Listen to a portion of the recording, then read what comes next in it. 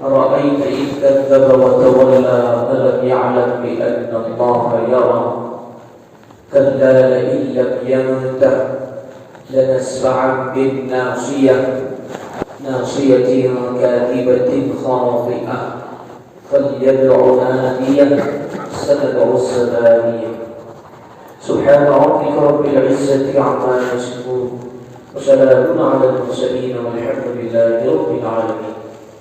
اللهم صل على سيدنا محمد وعلى آل سيدنا محمد وبارك وسلم. اللهم صل على سيدنا محمد وعلى آل سيدنا محمد وبارك وسلم. اللهم صل على سيدنا محمد وعلى آل سيدنا محمد وبارك وسلم. أما بعد.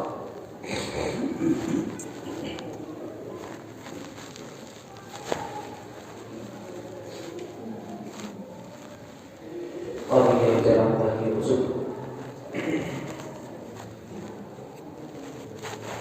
سیرت طیبہ کے عنوان سے ہماری گفتگو کا سلسلہ جاری ہے۔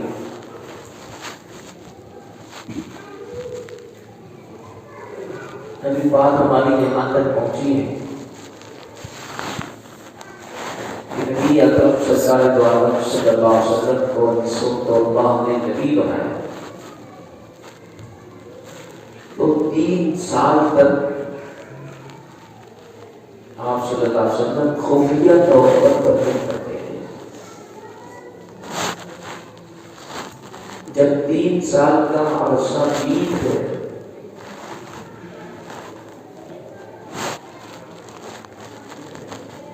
تو پھر اللہ رب العزت نے حکم دیا کہ نبی صلی اللہ علیہ وسلم اب آپ الگ اعلان جس کا آپ حکم کو دیا گیا ہے اس کو بیان کیجیے۔ سرکار دو عالم صلی اللہ علیہ وسلم نے کفارہ نے قریش کو، سرداران مکہ کو اور وہاں کے قبائل کو جمع کر کے سبا کی محبت سے آپ نے ان کو مخاطب کیا۔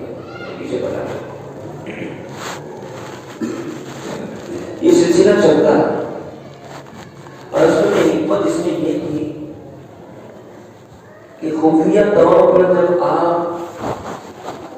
لوگوں کو تبلیغ کرتے رہے تو مکہ والوں کے کانوں کے اندر کسی بھی طرح سے بات پہنچ جائے کہ محمد صلی اللہ علیہ وسلم کیا پیغام پہنچانا ہے، اگر آپ فوراً اعلان کرتے اور یہ کہتے کہ میں اللہ کا رسول ہوں اور اللہ کے سوا کوئی معبود نہیں، مکہ والے شدید مخالفت کرتے، شدید مخالفت، اس لیے دھیرے دھیرے تھوڑا سا ماحول بنایا۔ 3 سال تک خفیہ طور پر تبلیغ کرتے ہیں، 4تھے سال آپ نے کھلا رہنا۔ اور میں دوستوں ان 3 سالوں کے عرصے کے اندر بہت سارے صحابہ مسلمان، انہی کو کہا جاتا ہے سابقون الاولون، یعنی پہلے سبقت کرنے والے، سب سے زیادہ سبقت کرنے والے، آگے بڑھ جانے والے اپنے لوگوں سے، اور سابقون الاولون کا بہت بڑا مقام ہوتا ہے۔ یعنی لوگوں نے ایسے وقتوں میں ایمان قبول کیا جبکہ ایمان قبول کرنا ایسا تھا گویا کہ اپنے آپ کو موت کے حوالے۔ اسی لیے فتح مکہ کے بعد جن لوگوں نے ایمان قبول کیا ان میں، اور فتح مکہ سے پہلے جن لوگوں نے ایمان قبول کیا صحابہ میں بھی فرق ہے۔ قرآن کریم کے اندر ہے لا يستوي منكم من انفق من قبل الفتح وقاتل،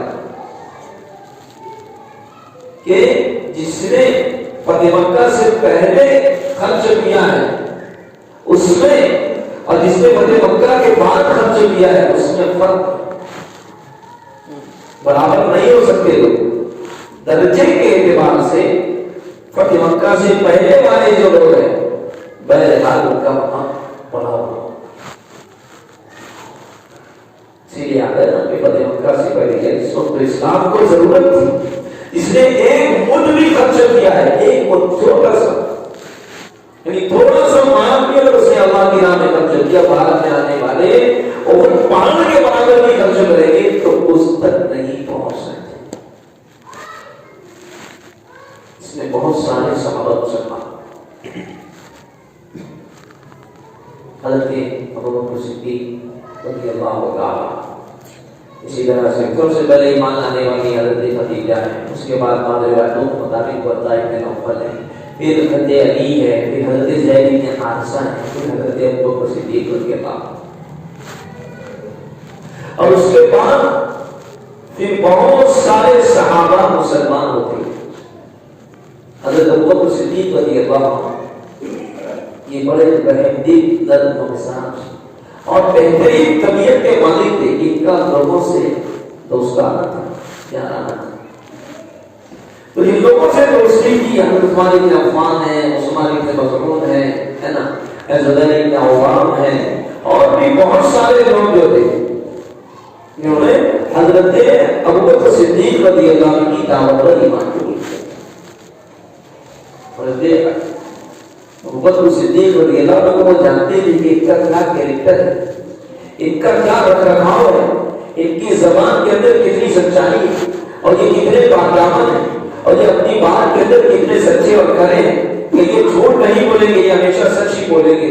اس لیے انہوں نے جب ان کو دعوت دی برابر ان کی بات پر ان کے ساتھیوں نے کام کرا، اور جس نے بھی ان حالات کے اندر اور اس پیریڈ کے اندر ایمان لایا ہے، ان کے اوپر تکلیفوں کے پہاڑ توڑ دیے۔ بلال حبشی رضی اللہ عنہ بڑا مشہور بات ہے،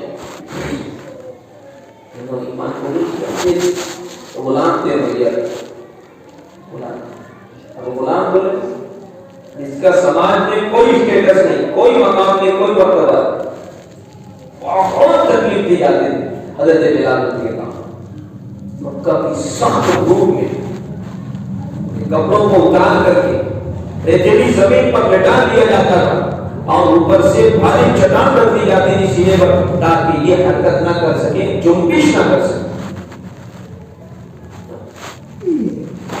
اسی حالت میں بھی حضرت بلال رضی اللہ عنہ کے احد نہیں، اللہ ایک، اللہ ایک، اس سے بھی چیزیں رکھتا تھا تو کیا کرتے تھے، گلے کے اندر پٹا ڈال کر کے، رسی ڈال کر کے گھماتے تھے، اس طریقے سے کتے کے گلے کے اندر جو ہے رسی ڈال کے گلی گلی گھماتے تھے، اور بادشاہ کو تالیاں پریشان کرتے، اور رات میں جو زخم ہوا تو اس کے اوپر مارتے تھے، کوڑوں سے پٹائی، الگ الگ نمبر لگتا تھا، کبھی ابو جہل کا نمبر لگتا ہے، کبھی عتبہ کا نمبر لگتا ہے، کبھی عقبہ کا نمبر لگتا ہے، کبھی ربیہ کا نمبر لگتا ہے، کبھی ولید بن عتبہ کا نمبر لگتا ہے، الگ الگ جو کفاران قریش کے سبوں کی باری لگتی تھی، اور سب مل کر کے لوگ پٹائی کرتے تھے، لیکن یہ صحابہ ٹس سے مت گئے، بلا احد احد اللہ علیہ وسلم۔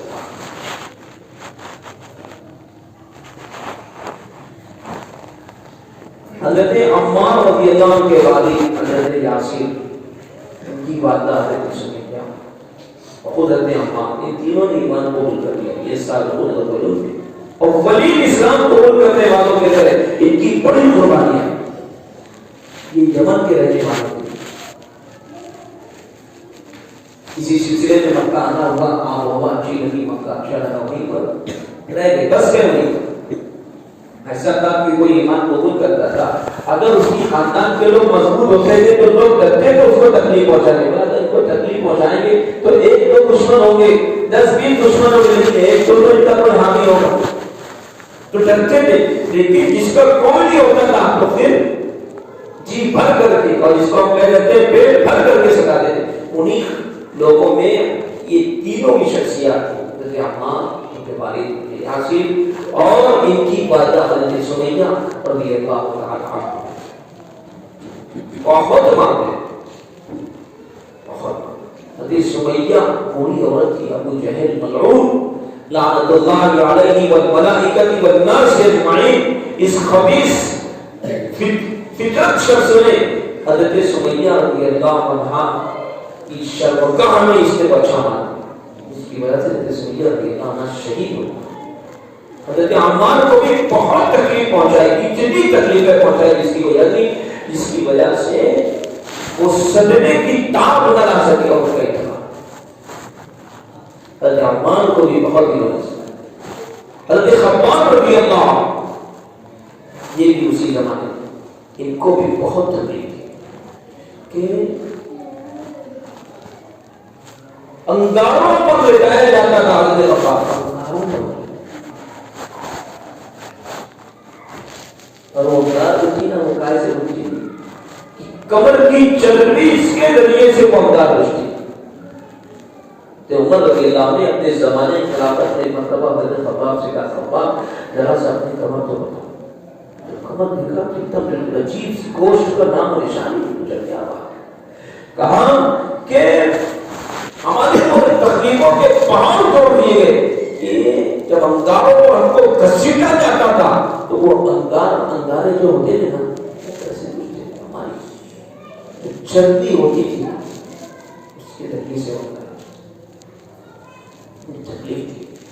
حضرت صہیب رومی رضی اللہ انہیں اتنا ستایا گیا، اتنا ستایا، اس کی کوئی جا رہے تھے ہجرت کر کے پکڑ لیے کافی لوگ ہیں، تو جا نہیں سکتے، کہیں جا رہے تھے جانے کے لیے، بولے جانے کا بھی نہیں، یہی رہنے کا، بھاگنے کا نہیں، تو پکڑ دیا ان لوگوں کو، ہاں کہ دیکھو ٹھیک ہے تم لوگوں نے مجھ کو پکڑ لیا، میں تم کو کہتا ہوں مکہ کے اندر میرا مکان ہے اور میری جائیداد ہے، وہ کیا ہے، پراپرٹی ہے، بڑا ہونا جگہ جو ہے میری ماں رکھے، جاؤ تم لے لو مجھ کو۔ اس طریقے کے حالات پیش آئے سابقوں کے ساتھ۔ حضرت زنیرہ رضی اللہ عنہ، یہ حضرت عمر رضی اللہ عنہ کی باندھی زنیرہ، اس خدا کی بندی نے ایمان قبول کی تھی، اتنی تکلیفیں دی گئی، اتنی تکلیفیں دی گئی، ابو جہل نے اتنا مارا ہے حضرت زنیرہ رضی اللہ عنہ کو، اس کی وجہ سے آنکھ کی بینائی چلی، آنکھوں کی بینائی چلی گئی۔ اس سے انداز لگاؤ کہ کتنی ان کی پٹائی کی گئی تھی اور کتنی تکلیف دی گئی، بینائی چلی گئی، دکھائی نہیں دے رہی۔ مکہ والوں نے کھانا دینا شروع کیا، بولے لات و عزا ان کے جو معبودان باطل تھے، ان کے جو بت تھے، بولے یہ تم سے ناراض ہو گئے اور اس کی وجہ سے انہوں نے جو ہے تمہاری بینائی کو سلب کر لیا ہے، کھینچ لیا۔ حضرت زنیرہ نے کہا ارے بینائی چھیننا اور سلب کرنا تو دور کی بات ہے، ان کو خبر بھی نہیں ہوگی کہ میرے ساتھ یہ معاملات ہو رہے ہیں۔ رات کو سوئیے تو اللہ سے انہوں نے دعا کی کہ اللہ یہ حالات ہیں، یہ معاملات ہیں، یہ مکہ والے کہہ رہے ہیں، یہ کفاران مکہ کہہ رہے ہیں، یہ معبودان باطل کے پجاری یہ کہہ رہے ہیں کہ میں نے ان کی پوجا چھوڑ دی تو میری آنکھ سلب کر لی گئی۔ اللہ میں آپ کو ماننے والی، ایک رب کو ماننے والی، میری بینائی کو لوٹا ہے۔ رات کو سوئی، صبح اٹھی، بینائی اللہ نے واپس حضرت زنیرہ رضی اللہ اور بہت سارے لوگ جنہوں نے ایمان قبول کیا، ان کی تکلیفوں کے پہاڑ۔ خود ہمارے آقا حضرت محمد صلی اللہ علیہ وآلہ وسلم کی ذات بابرکت بھی محفوظ نہیں تھی۔ ہاں آپ بھی محفوظ نہیں، آپ کے اوپر بھی تکلیفوں کے پہاڑ چھوڑ کے آپ کو ہر طریقے سے پریشان کرنے کی کوشش کی۔ جب محمد کی انسان کے بعد کھلتا آپ اعلان کرو، لوگوں میں تبلیغ کرو، تو پہلے جواب میں سفر پر بلایا تب ابو لہب نے وہی سے مخالفت شروع کی، اور اس کے بعد اس نے گھر آ کر کے سب سے پہلا کام یہ کیا، اس نے یہ کیا کہ اپنے بیٹوں کو کہا کہ دیکھو میں تم سے اس وقت تک بات نہیں کروں گا جب تک کہ تم محمد کی دونوں بیٹیوں کو طلاق نہ دے دو. منگنی کی حضور نبی کریم صلی اللہ علیہ وسلم کی دو بیٹیاں ام کلثوم اور رقیہ، ابو لہب کے دو بیٹوں کے ساتھ فتویٰ ہوتا ہے، دونوں نے طلاق دی. اس کے بعد نبی اکرم سرکار دو عالم صلی اللہ علیہ وسلم جب چلتے تھے لوگوں میں چل پھر کر کے جب دعوت دینے جاتے تھے تو ابو لہب پیچھے سے دیکھا تھا کہتا تھا یہ جادوگر ہے، یہ کاہن ہے، یہ مجنون ہے، یہ پاگل ہے، یہ ساحر ہے، یہ شاعر ہے، اس کی باتوں میں نہ. اور روایتوں میں آتا ہے کہ پتھر مارا کرتا تھا، آپ کے اوپر گچھے ڈالا کرتا تھا. حضور نبی کریم صلی اللہ علیہ وسلم کے ایک دم پڑوس میں رہتا تھا یہ. اور خود حضرت عائشہ رضی اللہ عنہا فرماتی ہے کہ جناب نبی کریم صلی اللہ علیہ وسلم نے ارشاد فرمایا کہ میں اپنے دو برے پڑوسیوں کے درمیان رہتا. ایک طرف گھر تھا ابو لہب کا اور دوسری طرف گھر تھا عقبہ ابن ابی معیط کا. یہ دونوں کٹر ترین دشمن تھے اور ان لوگوں نے ایسی تکالیف پہنچائی ہے جس کی کوئی حد نہیں. سرکار دو عالم صلی اللہ علیہ وسلم کے دروازے پر جا کر کے یہ گندگی بھیجا کرتے، نجاست بھیجا کرتے، کوڑا کرکٹ بھیجا کرتے سرکار کے گھر کے سامنے. پڑوسی کتنا بھی برا ہوتا ہے لیکن وہ یہ کرتے. لیکن یہ دونوں جو تھے اس طریقے سے سرکار دو عالم صلی اللہ علیہ وسلم کرتا ہے. ایک مرتبہ حضرت نبی کریم صلی اللہ علیہ وسلم خانہ کعبہ کے اندر نماز پڑھ رہے تھے. ابو جہل اور اس کے ساتھی بیٹھ کر کے دیکھ رہے تھے. ابو جہل نے کہا کیا کوئی ہے جو فلاں قبیلے میں فلاں شخص کے یہاں آج اونٹ ذبح ہوا ہے، جا کر کے اس کی بوجھ لائے اور لا کر کے محمد کے اوپر لا کر کے رکھی. کوئی نبی مولی کھڑا ہوا کہا کہ میں جاؤں. چل گیا، وہ بوجھ لے کر کے آیا اور اس وقت سرکار دو عالم صلی اللہ علیہ وسلم سجدے میں گئے. یہ اس نے لا کر کے آپ کی کمر کے اوپر تھا. اب کوئی آدمی سجدے میں جھکا ہوا ہے، اگر اس کے اوپر کوئی بوجھ ڈال دیا جائے اور وہ اٹھنا چاہے تو نہیں اٹھ سکتا. حضور نبی کریم صلی اللہ علیہ وسلم کوشش کر رہے اٹھنے لیکن بوجھ کی وجہ سے اٹھ نہیں پا رہے اور وہ سب کے سب خبیث لوگ بیٹھ کر کے دیکھ رہے ہیں اور ٹھٹے کر رہے ہیں. اور لکھا ہے کہ آپس میں ایک دوسرے پر لوٹ پوٹ ہو رہے ہیں خوشی کے. کسی نے یہ بات جا کر کے حضور نبی کریم صلی اللہ علیہ وسلم کی پیاری بیٹی حضرت فاطمہ رضی اللہ عنہا سے بتا دیا کہ دیکھو تمہارے والد خانہ کعبہ کے اندر نماز پڑھ رہے ہیں، ان کے اوپر کسی نے اوجھ لا کر کے ڈال دی ہے اور وہ اٹھنا نہیں پا رہے. حضرت فاطمہ رضی اللہ عنہا دوڑی آئی اور آ کر کے اس نے ہٹایا. کوشش 3-4 سال کی عمر تھی اس وقت میں اس کو. اسی طرح بعض روایتوں کے اندر آتا ہے کہ حضور نبی کریم صلی اللہ علیہ وسلم ایک مرتبہ بازار اوقاز میں آپ تبلیغ کر رہے تھے. حضور نبی کریم صلی اللہ علیہ وسلم کچھ بات بولتے لوگوں سے کہتے یا ایھا الناس قولوا لا الہ الا اللہ تفلحوا، اے لوگوں تم لا الہ الا اللہ کہہ لو کامیاب ہو جاؤ گے. پیچھے سے ابو جہل کہتا نہیں کی بات نہیں سنی اور وہ آنکھ پر مٹی ڈالتا تھا، کنکر ڈالتا تھا، کوڑا مٹی. اس کی وجہ سے نبی اکرم سرکار دو عالم صلی اللہ علیہ وسلم کا پورا کپڑا جو تھا وہ گندگی کے اندر تھا. وہ بیان کرنے والے کہتے ہیں کہ میں نے دیکھا کہ ایک لڑکی آئی اور وہ کٹورے کے اندر پانی لے کر کے آئی اور اس نے آ کر کے آپ کے چہرے کو دھویا. تو انہوں نے کریم صلی اللہ علیہ وسلم نے کہا کہ بیٹی تم یہ مت سمجھنا کہ میں ان سے مغلوب ہو جاؤں گا، میں ان سے ہار جاؤں گا. بیٹی سن لے، اللہ رب العزت ضرور اپنے دین کو غالب کر کے رہے. بعد میں وہ کہتے ہیں بیان کرنے والے کہ میں نے کسی نے پوچھا کہ کون تھی؟ آگے جناب نبی کریم صلی اللہ علیہ وسلم کی بڑی لڑکی حضرت زینب رضی اللہ عنہا. یہ تکالیف اٹھائی ہے میرے دوستوں صاحب. اس کے بعد پھر کیا ہوا؟ ادھر مکہ کے اندر جینا دوبھر ہو گیا. دینی حالات کے اندر اللہ رب العزت نے سورہ کہف کو اتارا. سورہ کہف اس کا جمعہ کے دن پڑھا جاتا ہے. اللہ نے جب اس سورہ کو اتارا تو اس سورہ کے اندر کئی واقعات ہیں. سب سے پہلے تو اصحاب کہف کا واقعہ ہے. اس کے بعد پھر حضرت موسیٰ و خضر کا واقعہ ہے. اس کے بعد پھر ذوالقرنین کا واقعہ ہے.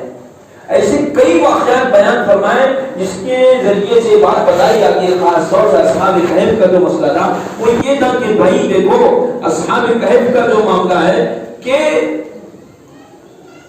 یہ ایسے حالات کے اندر تھے, ایسے زمانے اور ایسے دور کے اندر تھے کہ جہاں پر ایمان کا قبول کرنا ایسا تھا کہ گویا کہ اپنی موت کو دعوت دینا, اور حالات صحیح نہیں تھے. ان لوگوں نے کیا کیا,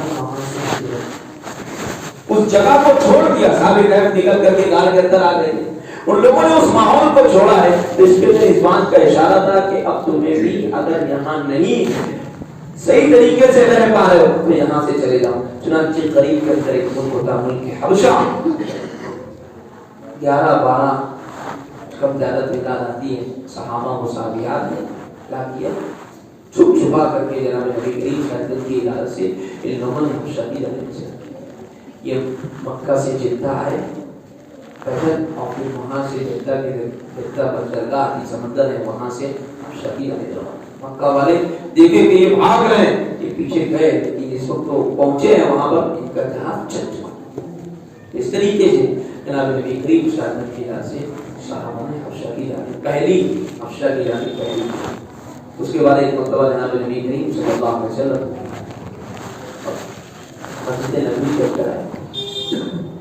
سردارہ نے مکہ بیٹھے ہوئے اور نبی کریم صلی اللہ علیہ وسلم نے قرآن پاک کی